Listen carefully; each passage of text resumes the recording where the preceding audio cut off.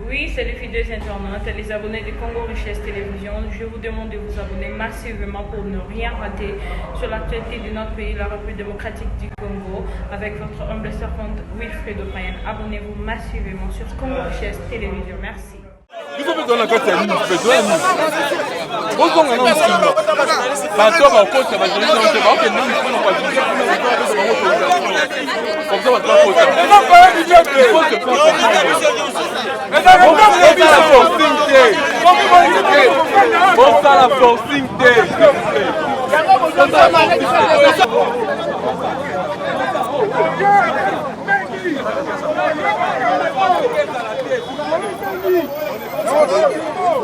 ont demandé le 6. Ça n'a jamais été ainsi. Les déclarations à faire intérieure.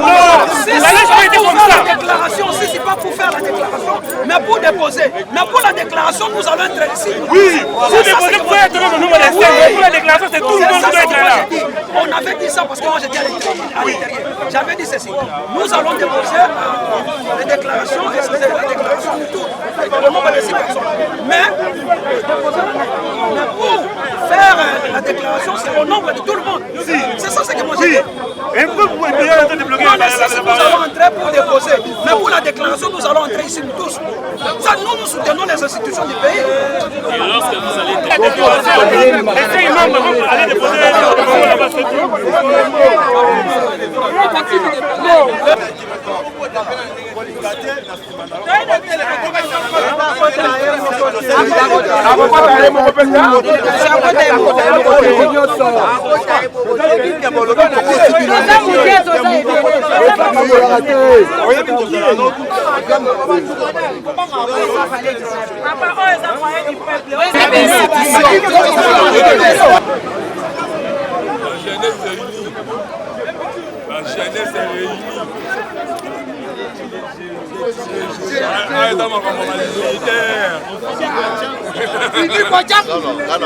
La jeunesse est réunie. La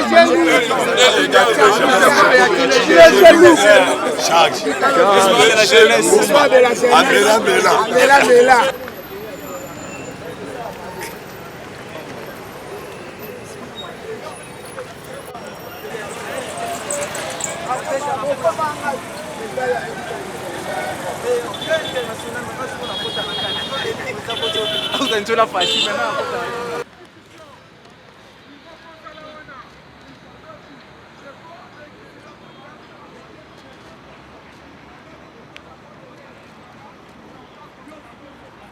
les 15.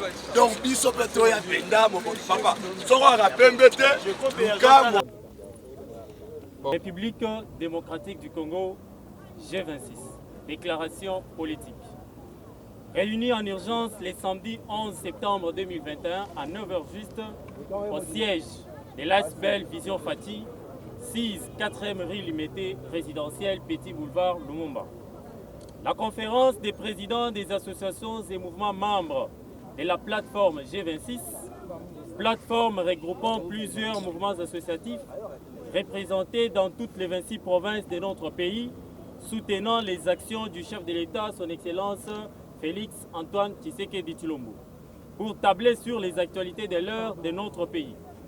Après analyse, il ressort de cette conférence des présidents ce qui suit.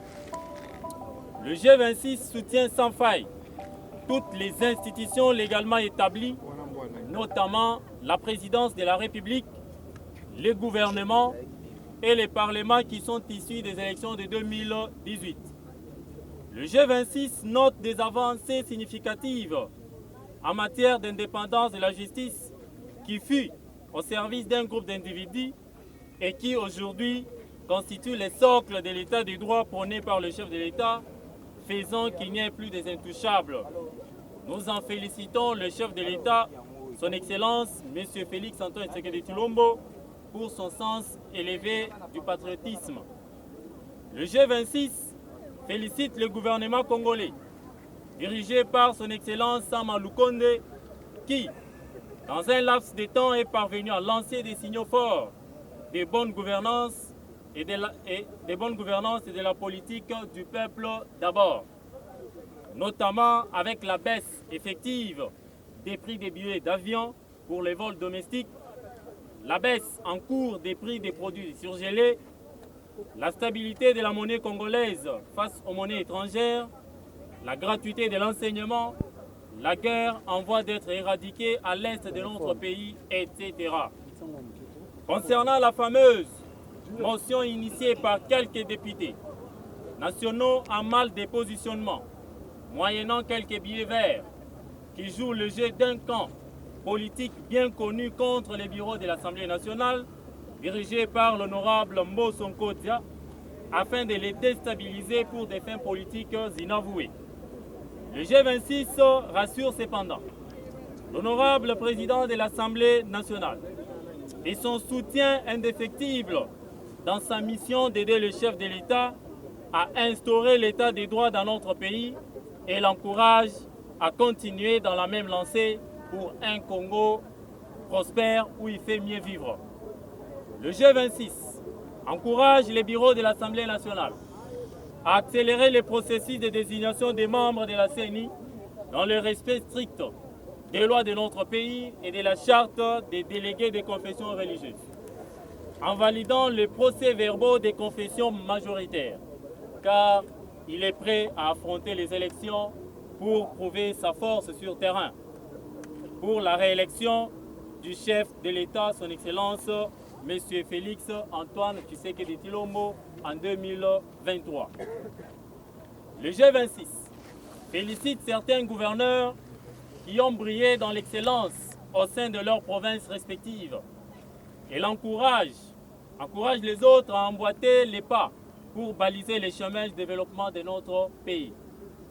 Le G26 lance un message fort aux détracteurs politiques du chef de l'État. J'ai cité son Excellence, M. Félix Antoine Tshisekedi Tshilombo, que notre leader a un bilan à présenter en 2023 et sera réélu pour un second mandat sans contestation aucune. Car nous y travaillons depuis belle lurette avec le peuple congolais dans nos bases au moment où eux dorment en tenant des discours sans fondement et basés sur la haine. Le G26 reste une force sur qui peut compter le chef de l'État, son Excellence M. Félix Antoine Tshisekedi Tshilombo, pour sa réélection et lui accorder une majorité parlementaire en 2023. Le G26 loue les travaux perpétrés jusque-là par l'Inspection générale des finances, qui a permis que l'argent de l'État soit aujourd'hui sacré, que plusieurs dignitaires congolais se contentent désormais de leur propre salaire, de peur d'être traduits en justice. Ce travail a permis à ce que nos régies financières, qui dans les temps n'atteignaient pas leurs assignations, puissent dépasser les 100% de leurs assignations malgré la pandémie à coronavirus. Nous poussons aujourd'hui à revenir dans les concerts des grandes nations du monde en matière de la transparence dans la gestion des finances publiques. Le G26 déclare être loin de toute adversité politique, des positionnements qui ne produisent rien en faveur de notre nation. Il reste cependant ouvert à tout le monde qui s'inscrit dans la logique de l'état des droits prôné par le chef de l'État, son Excellence M. Félix Antoine Tshisekedi Tshilombo, pour fédérer nos forces afin de l'aider à mieux terminer son quinquennat et préparer sa réélection en 2023. Le G26 maintient la date du 15 septembre 2021 pour la marche pacifique qu'il va tenir des soutiens aux institutions du pays. Nous avons dit. Merci.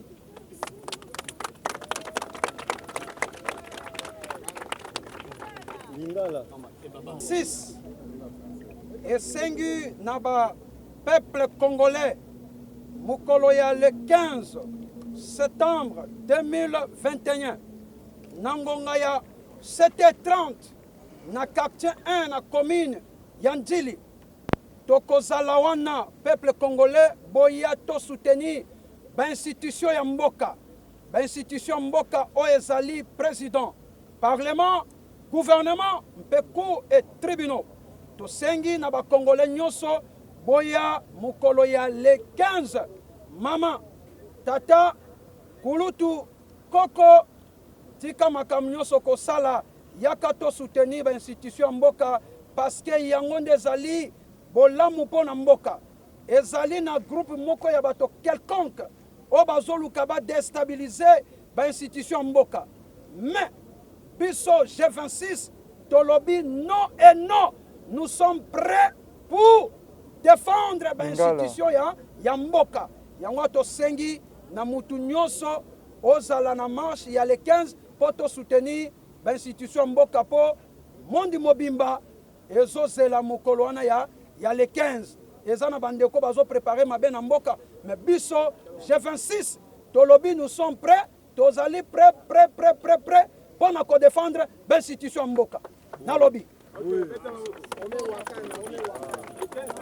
La peuple congolais que lumbu ya le 15 septembre beto nyonso beto ke fonda na quartier 1 samuna pesa ngolo na ba institution ya bwana beto beto mebo kila mama mwana tata toko bandumba beto nyonso beto fonda le 15 na balabala samuna beto soutenir ba institution nyonso ya bwana beto. Soutenir le président de la République à travers les groupements, la mission plateforme de Sali à G26. Aujourd'hui regroupé presque Banagnon sur les 26 provinces à RDC. Nous avons représenté Banagnon sur la province AO pour d'abord à parler du peuple en tant que lieu à l'institution, place c'est l'Assemblée nationale, pour soutenir d'abord l'institution de la mission. Pour toujours qui à travers l'élection en 2018. Alors, tu veux faire voir Nimboka. Parce que jusque-là, le président de la République, à travers le gouvernement et le Parlement, ça va avancer significatif. On a gratuité à l'école, on a lobby, on a une cantine populaire, il y a un cas militaire.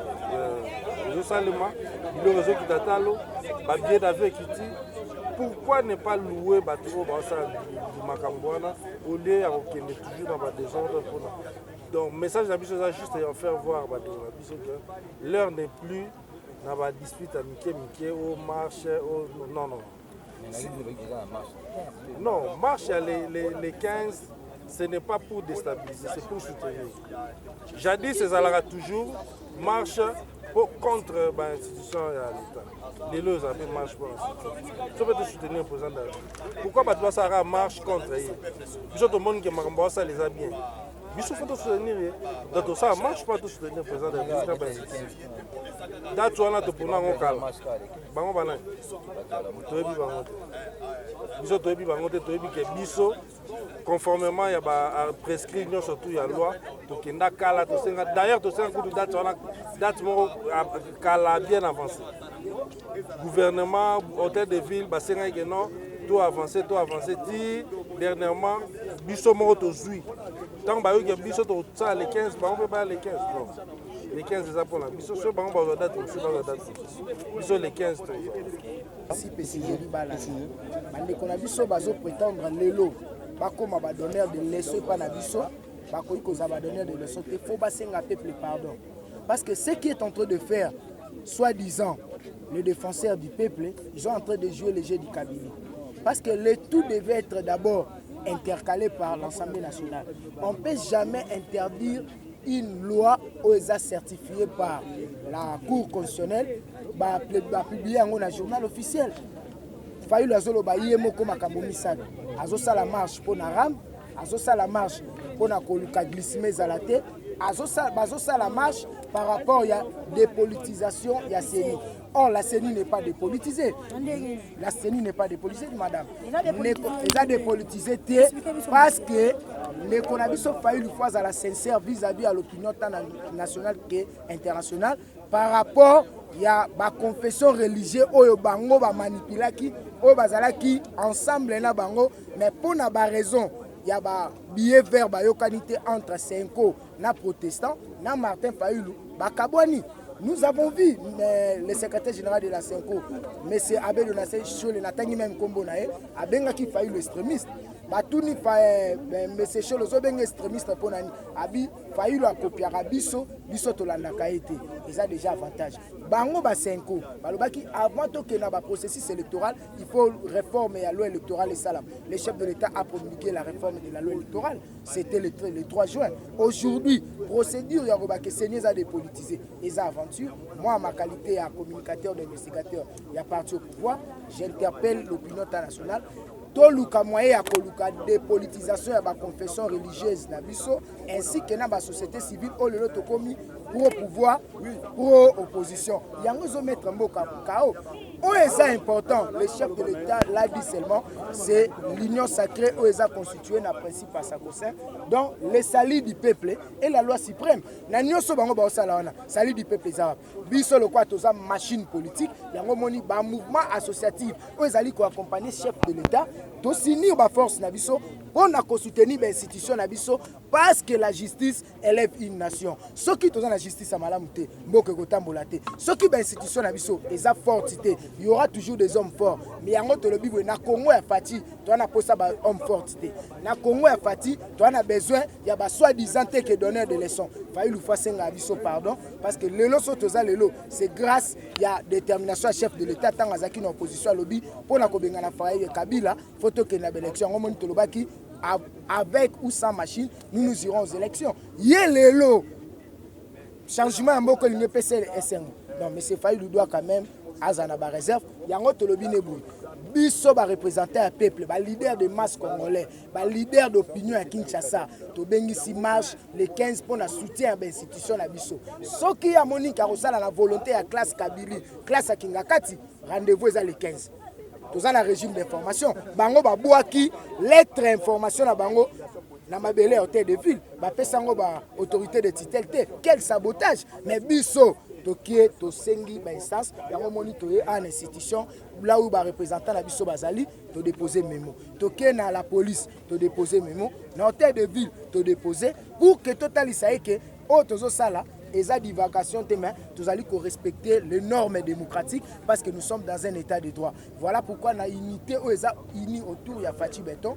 Donc, nous allons toujours Mobono afin que les 15 nangonga ya 6h du matin, nous allons dans le terrain, nous soutenir les institutions. Mais les 15, baboyi ba marche nyos eko ça et les baboyi bato ba informa quitté. J'ai été dans cette réunion technique moi internationale et chargé de informa quitté. Ba ne konabiso surtout ka ba informa quitté ba informa écoutez madame. Bazui memo, ba kebwa kanasea ya hôtel de ville na entrée vers 16h. Ba bureau était kangamara 15h30. Bango 16h baké, ba ki memo na c'est hôtel de ville balobi nini. Nous sommes dans le régime de l'information. Ba kizete du moins bisoto to informer bango. Et ça m'a bête. Yango ngakuna bible vengo bila. Pona bota démocratie tika bango le mercredi le 15 to abisono sur le terrain. Ba eba bunde la peuple. Ba royebana ba epé ba bunde la Kingakati. Azala sincère, atambola na $300,000 américains au bakaboli déjà la Kingakati ndeko fayi na musito. Ya bango bana na poto, yo ana Kishasa, ozobenga bana baninga na marche. Donc azala sincère, pe azala.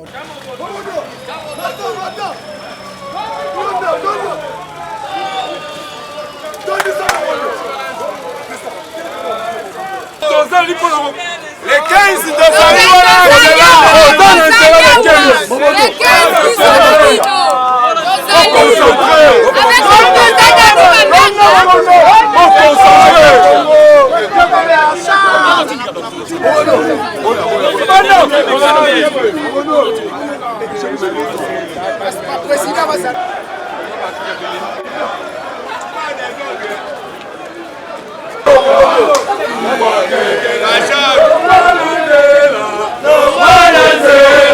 Chegou a conta.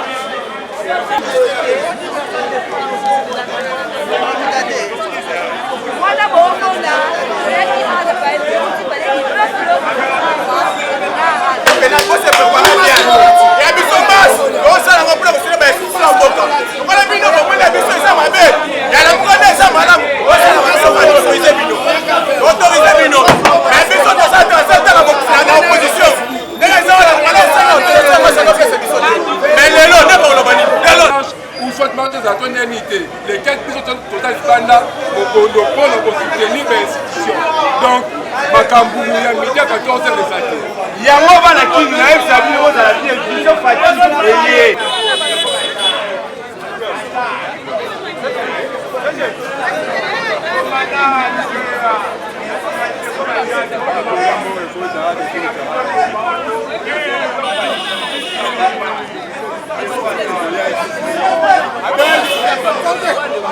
Abato baza compte que pouvoir ekweya comme le voyou m'a dit afin de se voir non mais biso to sala siko ke pour que y pas ça pourquoi ko boya yamba biso par rapport à quoi Et puis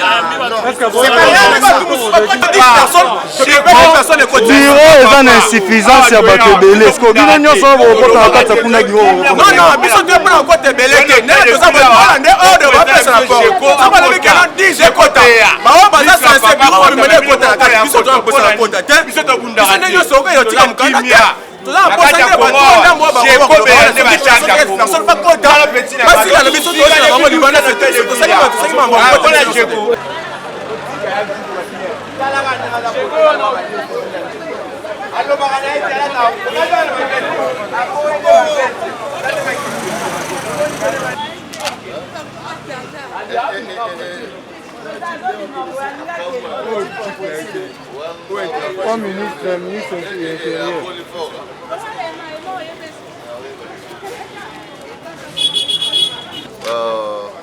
je crois que au nom il y a Aspel Jean-Baptiste, na bandeko surtout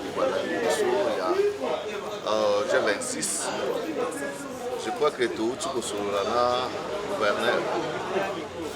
Mais Namaloba, le gouverneur à lobby, c'est la voix de la sagesse. À la Kisibiso que Azan n'ont pas besoin de moi, mais pour moi à vivre. Pour moi à vivre, ça veut dire quoi? Ça veut dire que à lobby marche nyonso ya les 15 ezali annulé. Moyen à assurer sécurité exacte par rapport à la rentrée parlementaire pour ezali les 15.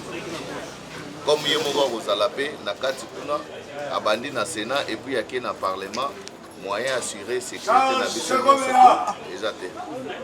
Alors, à proposer à Boïté, mais à lobby na bande konabiso ya Lamuka, bakosa la marche na bango les 17. Pour na biso batutozo soutenir l'institution ya Mboka, à lobby to sala yango les 21.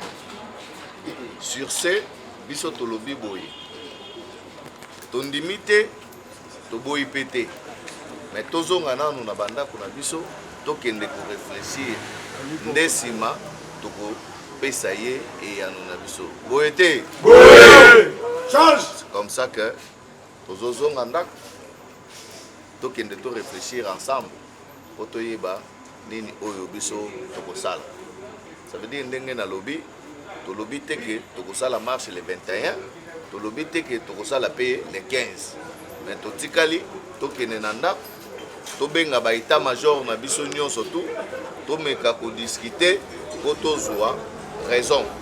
Ça veut dire que ceux qui majorité ba lobby to maintenir les 15 marche na biso ekozala les 15 parce que ezali régime et information. To ye ko informer gouverneur à la kisibiso pe nzela ndenge papa azali. Ça veut dire que aboyeli mutu moko te. Alobi lokola ba manifestation ezali ebele moyen bo sala yango nyonso tout ensemble ezali te. nde ya poni biso le 21.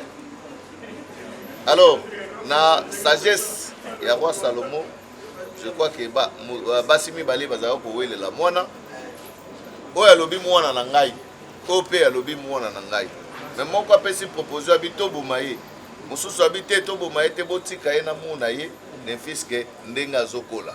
Tu vois, voilà pourquoi biso mpe tokosalela sagesse wana, mais tozonga nano na bandako na biso tokoyeba nini tokosala epuis tokokomela gouverneur. En tout cas, merci beaucoup pour notre biso. Oui, c'est les fidèles internautes, les abonnés de Congo Richesse Télévision. Je vous demande de vous abonner massivement pour ne rien rater sur l'actualité de notre pays, la République démocratique du Congo, avec votre humble servante Wilfredo Payen. Abonnez-vous massivement sur Congo Richesse Télévision. Merci.